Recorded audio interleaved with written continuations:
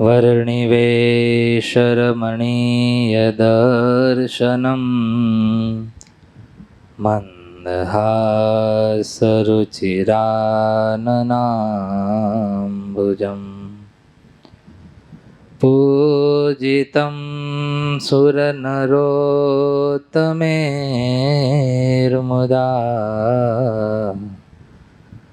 धर्मनन्दनमहं विचिन्तये। ॐ अवतारिणे श्री स्वामिनारायणाय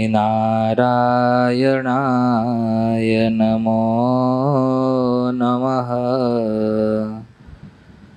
श्री हरिकृष्णाय नमो नमः। श्री पूर्णपुरुषोत्तमाय नमो नमः। बोलो घनश्याम महाराजनी जय। स्वामीनारायण भगवाननी जय। हरि कृष्ण महाराजनी जय। સત્સંગમાં ભગવાનના જે આશ્રિત થાય એમની જે શરણાગતિ સ્વીકારે એની ભગવાન કસોટી કરે, એની પરીક્ષા કરે. એ પરીક્ષામાં જે પાસ થાય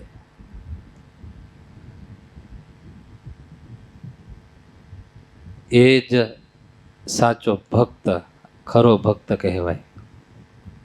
જ્યાં સુધી સુખ હોય, શાંતિ હોય, સત્સંગમાં માન પ્રતિષ્ઠા મળતું હોય ત્યાં સુધી તો સત્સંગમાં આપણે ટકી રહી. પણ જ્યારે અપમાન થાય, કોઈક મેણા મારે, પરીક્ષા થાય, ત્યારે સત્સંગમાં ટકી રહેવું એ બહુ અઘરું હોય છે. અને એ ટકી રહે એ જ સાચો ભક્ત. ભૂખે મારું ભય સુવારું. ભગવાન પરીક્ષા કરે ત્યારે શું કરે? ભૂખે મારું ભય સુવારું, તનની ઉખાડું ખાલ. એટલામાં જો તું મને ન મૂકે તો પછી કરું નિહાલ. આવી અઘરી પરીક્ષા થાય એમાં પણ જો ભગવાનને મૂકીએ નહીં, ભગવાનનો શરણાગતિ ભગવાનની એ છોડીએ નહીં, ભગવાનના જ થઈને રહીએ તો ભગવાન કે પછી કરું નિહાલ. પછી ભગવાન અનહદ કૃપા વરસાવી દે. માંગરોળના આણંદજી સંઘેડિયા બહુ સાચા અને એકાંતિક ભક્ત હતા. અતિ નિર્માની ભક્ત. શ્રીજી મહારાજ એકવાર એમના ઘરે ગયા. ઘણી વાતો કરી પછી મહારાજ કહે, ભગત તમે અમારું માનશો? અરે પ્રભુ, માનવાનું જ હોય ને. તમે જે કહો એ અમે બધું માનીએ. પાકું ને? માનશો ને? મહારાજ તમે ખાલી વાત તો કરો. તમારી આજ્ઞા અમે ન પાળીએ તો અમે ભક્ત ન કહેવાય. આવા હતા હો પેલા બધા.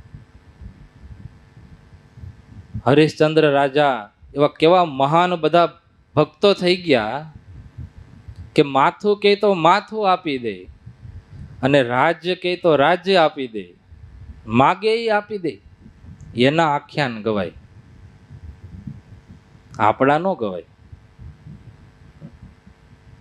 આપણે વાતો કરી ખાલી એક ને એક વાતો સાંભળવાની, બીજો હરિશ્ચંદ્ર કોક થાય તો બીજી વાત કરી, એની હોતે ને કરી. પણ એ થાવું અઘરું છે. શ્રીજી મહારાજ ભગતને કહે તો ભગત સાંભળો, તમે કા તમારા પત્નીને રાખો અને કા અમને રાખો. અરે મહારાજ, ભગત તો થોડાક ઊંડા ઉતરી ગયા, મૂંઝાઈ ગયા. અને મૂંઝાવા જેવી જ વાત છે ને. જેની સાથે જન્મ જન્મ હારે રહેવાની વાતો કરતા હોય એને છોડવા કેમ અઘરું પડે. કંટાળા હોય એની વાત અલગ છે. એ તો વાટ જોતા કે હવે આ ઘો જાય તો સારું એમ. એક જણો કે મારા પત્ની તો દેવી છે, દેવી. તો બીજો કે મારી દેવી છે, કોઈને લેવી હોય કહેજો.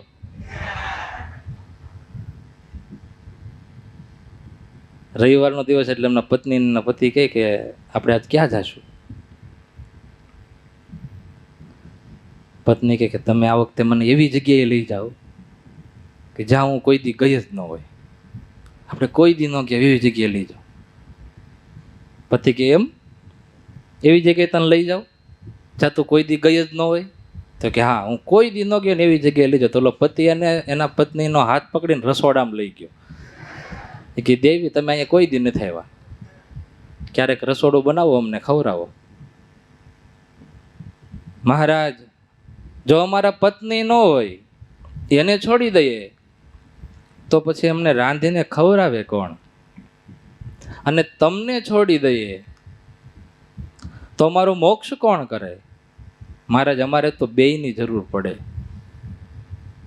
મહારાજ કે એમ નહીં, તમે બેમાંથી એકને રાખો. અરે પ્રભુ, કાંઈક દયા કરો, બેય રે એવું કંઈક કરો ને મહારાજ. એટલે મહારાજ ગુસ્સે થયા, ઊભા થઈ ગયા, મંદિરે વયા ગયા. સભા થઈ, આણંદજીભાઈ આવ્યા. મહારાજે સભામાં બધાની વચ્ચે કીધું કે આ આણંદજીભાઈ છે એ અમારી વાત માનતા નથી. હું વાત કરી એ પાછું ન કીધું કે આણંદજીભાઈ મારી વાત નથી માનતા, એટલે હવે અમે એને સત્સંગમાંથી વિમુખ કરીએ છીએ.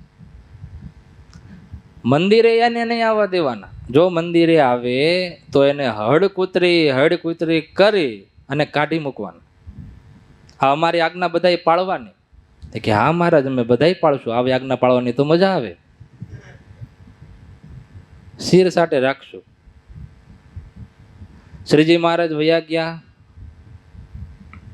આણંદજીભાઈ મંદિરે આવે એટલે બધા હરિભક્તો હડકૂતરી કરી અને ભગતને મંદિરની બહાર કાઢી મૂકે.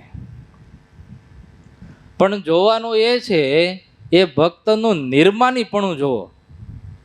મંદિરની બહાર કાઢી મૂકે, મંદિરના પગથિયે બેસે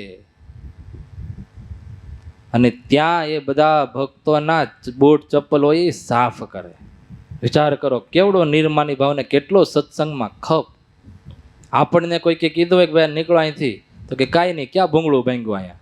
ભૂંગળા તો કામે ન ભાંગે.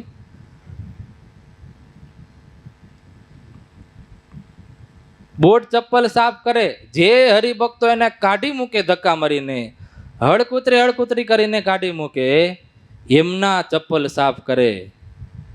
કેવડું નિર્માનીપણું. શ્રીજી મહારાજ કે દાસના દાસ થઈને વળી જે રેશે સત્સંગમાં, ભક્તિ તેની ભલી માનીશ રાચીશ તેના રંગમાં. મહારાજ કે જે ભક્તો દાસના દાસ થઈને રે સત્સંગમાં, સેવક થઈને રે, મહારાજ કે એ જ અમે એને સાચો ભક્ત માનશું, એની ભક્તિ અમે સાચી માનીશું. વર્ણી વેશે ભગવાન પણ પોતે હતા ત્યારે લોજપુરમાં નાનામાં નાની સેવા કરતા. વાસિંદુ કરે, છાણા થાપે, નીચામાં નીચી સેવા બધી ભગવાન કરીને આપણને શીખવતા કે સત્સંગમાં રહેવું હોય તો આટલો ખપ રાખવો જોઈએ. ભગવાનને ભગવાનના સંતોની સેવામાં પોતાનું જીવન ઘસી નાખવું જોઈએ. મુક્તાનંદ સ્વામી સત્સંગની માં કહેવાતા. એને શ્રીજી મહારાજે સભા વચ્ચે ઊભા કરીને મહારાજ ખીજાણા અને સભામાંથી કાઢી મૂક્યા. પછી શ્રીજી મહારાજે એક ભક્તને મોકલા કે જાઉં તો અમારા મુક્તાનંદ સ્વામી શું કરે છે. અને જ્યારે ભગત જોવા ગયા ત્યારે મુક્તાનંદ સ્વામી શ્રીજી મહારાજ માટે હાથ ધોવા માટે માટી ચાળતા હતા કપડાથી, કે ઝીણા કપડાથી માટી ચાળું તો મહારાજને એક કાંકરી વાગે નહીં હાથમાં. ભગત આવીને કીધું, મહારાજ એ તો તમારા માટે માટી ચાળે છે. મહારાજ અતિશય રાજી થયા. કીધું બોલાવો મુક્તાનંદ સ્વામીને. બોલાવ્યા. આવ્યા. મહારાજ ઊભા થયા, સ્વામીને ભેટા અને પછી સભામાં વાત કરી કે અમારા મુક્તાનંદ સ્વામી એમનું કેટલું નિર્માનીપણું છે એ દેખાડવા માટે અમે આ ચરિત્ર કર્યું હતું. એવા નિર્માની હોય એ બોલી શકે કે સાંભળ બેની હરી જાની રીતડી, મોહન વરને માન સંગાથે વેરજો, દાસી થઈ તો રે જે દીન દયાળની, નીચી ટેલ મળે તો માને ભાગ્ય જો, સાંભળ બેની હરી જાની રીતડી. મુક્તાનંદ સ્વામીનું આ કીર્તન છે. સ્વામી કે નીચી ટેલ કહેતા નીચી સેવા મળે ને તો એમ માનવાનું કે ઓહો મારા કેવડા મોટા ભાગ્ય છે કે મને આવી નીચી નાની સેવા મળી. અનેક જન્મના પુણ્ય ઉદય થયા ત્યારે મને ભગવાન અને ભગવાનના ભક્તો સંતોને આવી સેવા મળી. આવા ભાગ્ય મારા એવા વિચારથી સેવા કરવાની, એવું સ્વામી કહે. અને આવું નિર્માનીપણું હોય તો જ સત્સંગમાં ટકી રહેવાય. નહીતર ગમે એવા વાવાઝોડા વંટોળા આવે, કોઈ અપમાન કરે, કોઈ તિરસ્કાર કરે, કોઈ કુવેણથી બોલાવે, અને એવામાં જો આપણે નિર્માની ન હોય, સત્સંગનો ખપ ન સમજો હોય, કલ્યાણનો ખપ ન હોય, તો આપણે સત્સંગમાંથી જતા વાર ન લાગે. તિલક ચાંદલો ભૂંસાતા વાર ન લાગે, કંઠી તૂટતા વાર ન લાગે. જુનાગઢમાં ગુણાતીતાનંદ સ્વામી બેઠા હતા. એમાં એક ભાઈ હરિભક્ત હતા. ચોમાસાનો સમય એટલે મંદિરમાં એવા ગારાવાળા પગ એટલે પગલા પડ્યા. મુક્તાનંદ સ્વામી કે ગુણાતીતાનંદ સ્વામી કે ભગત એ તમે ગારાવાળા પગથી મંદિરમાં આવ્યા, પગલા પડે, એક કામ કરો તમે પગ ધોઈ નાવો.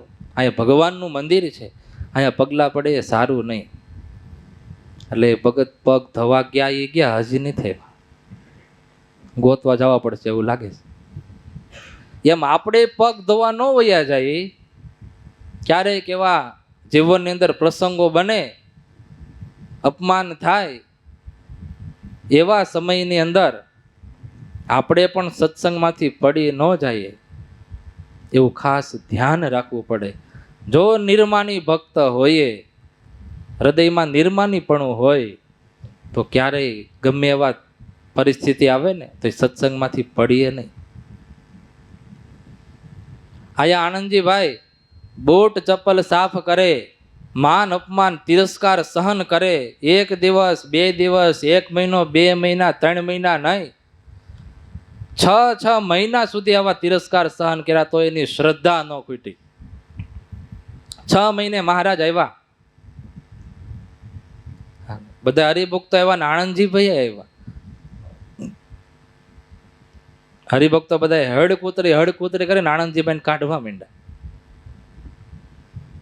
એટલે શ્રીજી મહારાજ કહેલા, ભક્તો આ શું કરો છો? મહારાજ તમારી આજ્ઞાનું પાલન કરીશ.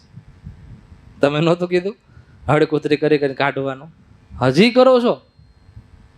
હા મહારાજ, અમે પાકા ભક્તો, તમારી આજ્ઞા લોપી નહીં. હજી કદાચ વર્ષ દિવસ સુધી તમે ન આવ્યો તો હજી ક્યાં તમે તો. મહારાજ અતિ આનંદજીભાઈ ઉપર રાજી થયા ને બોલાવ્યા એને.